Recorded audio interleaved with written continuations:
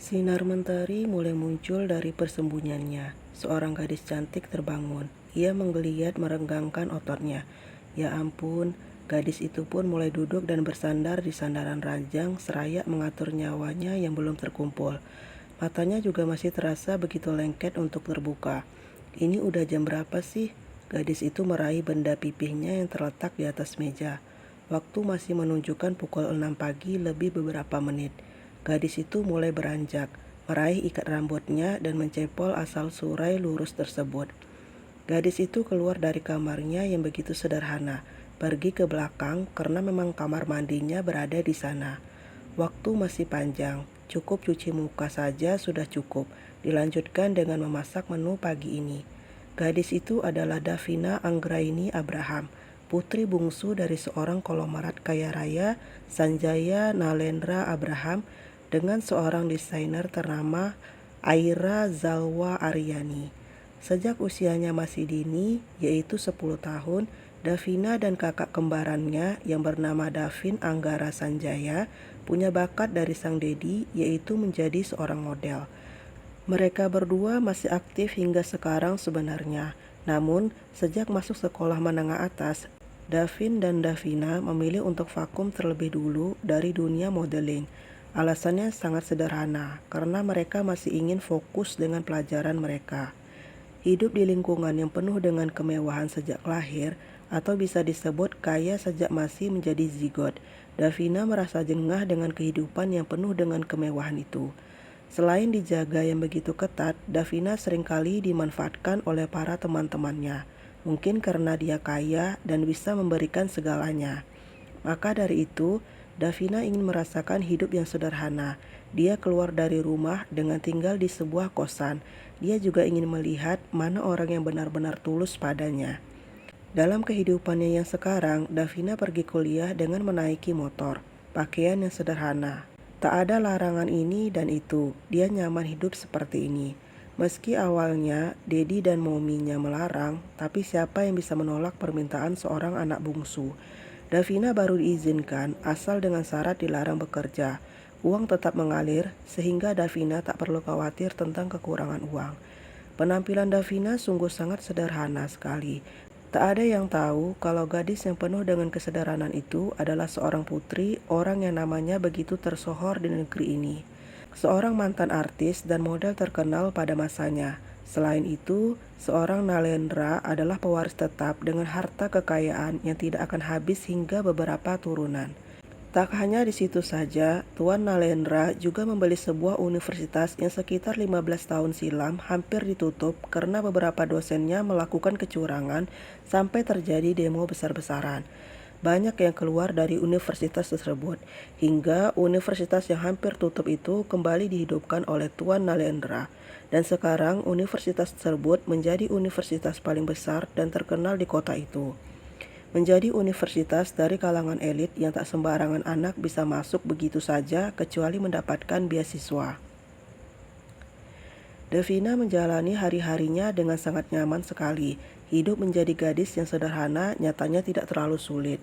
Jika dulu saat Davina masih sekolah, dia jarang punya teman. Sekalinya punya teman tapi malah memanfaatkannya.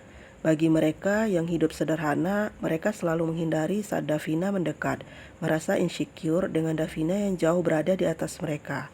Pernah Davina mendengar pembicaraan mereka bahwa mereka takut mengganggu Davina karena dia anak orang kaya. Mungkin karena kebanyakan anak orang kaya itu sok berkuasa atau suka bully dan menindas yang berada di bawah. Tapi Davina bukan gadis yang seperti itu kan? Davina memang baik, tapi dia tidak suka diusik oleh siapapun. Davina memang lemah lembut seperti mominya. Namun, jangan lupa, Davina bisa saja melawan siapapun yang berani mengusik ketenangannya. Seperti beberapa bulan ini, Davina masih bersabar dengan sikap Gio, sang kekasih yang sudah hampir 2 tahun menjalin hubungan dengannya. Gio adalah pemuda yang baik. Keduanya kenal saat pertama kali sama-sama masuk kampus, hingga perlahan keduanya dekat dan akhirnya menjalin hubungan. Awalnya semuanya baik-baik saja, akan tetapi semua berubah saat seorang gadis yang bernama Caca hadir.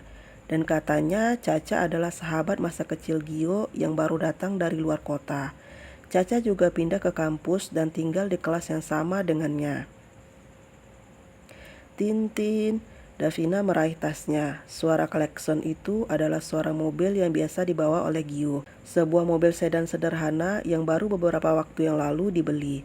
Gio memang lahir dari keluarga yang sederhana, tidak seperti Davina yang memang kaya sejak masih berada di dalam kandungan. Dari dulu keluarga Gio adalah orang tak punya. Namun sekarang keluarga pemuda itu lebih mendingan karena ayah Gio bekerja pada salah satu pengusaha. Gio bisa tinggal di tempat yang nyaman, kuliah juga mendapatkan beasiswa karena pria itu memang pintar. Sayangnya, meski Gio pintar, kepintarannya masih kalah dengan kepintaran Davina. Dengan senyum yang merekah, Davina menghampiri Gio yang masih berada di mobil. Saat hendak membuka pintu depan, kaca terbuka. Senyum yang merekah itu luntur bersamaan dengan senyum seorang gadis yang duduk di kursi yang biasanya Davina duduki. Gio, Davina menatap sang kekasih seolah meminta penjelasan. Maaf ya Vin, tadi Caca nggak ada yang mau ngantar. Terpaksa aku mampir dulu ke rumahnya, kata Gio pada Davina. Gadis mengepalkan tangannya. Davina, aku duduk di depan lagi ya. Iya Vin, kamu ngalah lagi sama Caca. Dia mabuk kendaraan kalau duduk di belakang. Davina menghela napas panjang. Mengalah? Sudah berapa kali dia mengalah dengan gadis itu, dan Gio hanya diam saja. Davina tersenyum penuh arti. Dia mengitari mobil, kemudian membuka pintu kemudi. Vin, aku mau duduk di depan. Kalau dia nggak mau pindah, biar kamu aja yang pindah. Aku yang nyetir. Gio menoleh ke arah Caca. Gadis itu menggelengkan kepalanya. Davina yang sudah tak sabar langsung melepas paksa seatbelt Gio, menarik pacarnya tersebut hingga benar-benar turun. Pindah. Mau tak mau, Gio duduk di belakang. Davina tersenyum sinis. Akan dia buat gadis itu kapok berurusan dengannya. Davina mulai menyalakan mesin mobil itu dan blues. Davina menginjak gas, mengendarai mobil sedan milik Gio itu dengan kecepatan yang tinggi. Davina, kamu apa-apaan? Kita bisa celaka kalau kamu nyetirnya begini. Di belakang, Gio sampai ombang-ambing karena gaya Davina menyetir sangat menakutkan. Ini hanya sebagian Gio. Bosan kan kalau cuma gitu-gitu aja? Benar kan Caca? Davina tertawa kencang. Caca berpegangan sangat erat. Dia takut sekali diajak kebut-kebutan seperti itu. Bagaimana kalau terjadi sesuatu? Davina mampu menyalip kendaraan lainnya. Sepertinya bakat balap opanya mengalir di dalam tubuh cucunya yang satu ini. Cit! Mobil berhenti di parkiran kampus. Caca langsung keluar dari sana dan seketika mengeluarkan seluruh isi perutnya. Gitu aja mabuk, dasar kampungan. Davina menepuk-nepuk tangannya. Dia menatap sinis Gio dan berlalu pergi sana meninggalkan Gio yang lagi-lagi peduli dengan Caca.